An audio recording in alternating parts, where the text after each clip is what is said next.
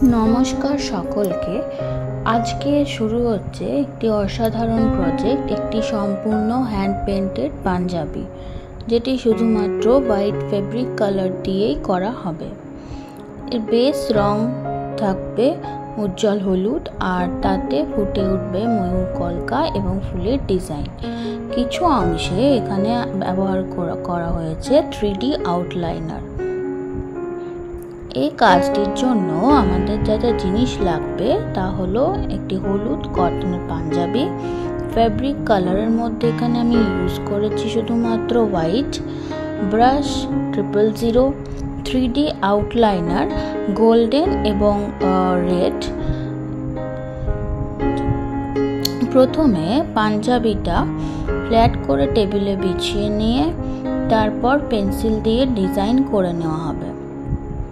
বুকের দিকে ময়ূর, পাশে কলকা, গায়ে ফুল ও লতা পাতা ছড়ানো। এবার শুরু করা হবে হোয়াইট ফেব্রিক কালার দিয়ে পেন্টিং। ময়ূরের বডি, পালক সব জায়গায় একটাই রং, কিন্তু ব্রাশের কৌশলে বৈচিত্র্য আনা হবে। ফুল এবং লতাগুলি পাতলা ব্রাশে সূক্ষ্মভাবে আঁকা হবে। কাজটা যতটা সিম্পল দেখায় তার চেয়ে অনেক বেশি ফোকাস দরকার, কারণ একটাই রঙে সব ফুটিয়ে তুলতে হয়। কিছু অংশে আমরা এখানে 3D আউটলাইনার ইউজ করেছি, যেমন ময়ূরের চোখ বা পালকের এন্ডে, ফুলের মাঝের অংশে, কলকার ভেতরের অংশে কিছু কিছু জায়গায় আমরা রেড 3D আউটলাইনার ব্যবহার করেছি, যেন কাজটা একটু উঁচু নিচু দেখায় এবং একটা এক্সট্রা টেক্সচার পাওয়া যায়।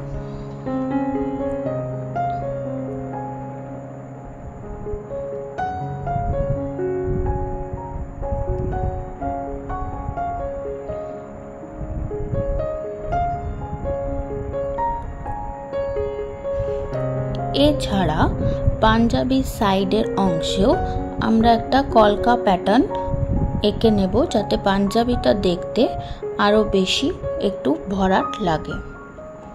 পাঞ্জাবির সাইডের অংশে কলকা হয়ে গেলে আমরা পুরো পাঞ্জাবির যে ফাঁকা অংশগুলি সেগুলোকে ফুল দিয়ে ভরে তুলব, তাতে দেখতে পাঞ্জাবিটা আরও সুন্দর লাগবে এবং পুরো পাঞ্জাবিটা একটা ভরাট কাজের মতো হবে।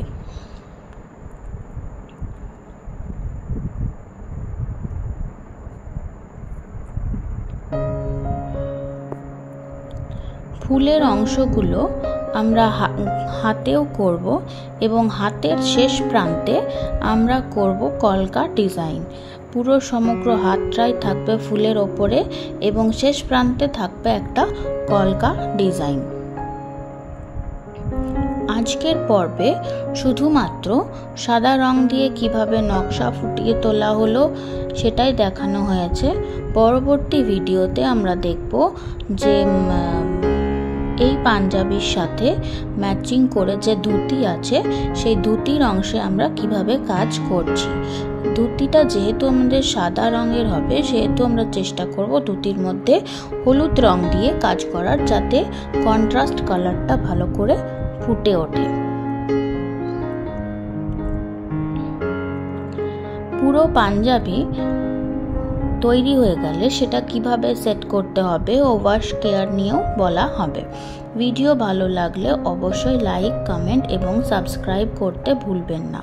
ধন্যবাদ, দেখা হবে পরের ভিডিওতে।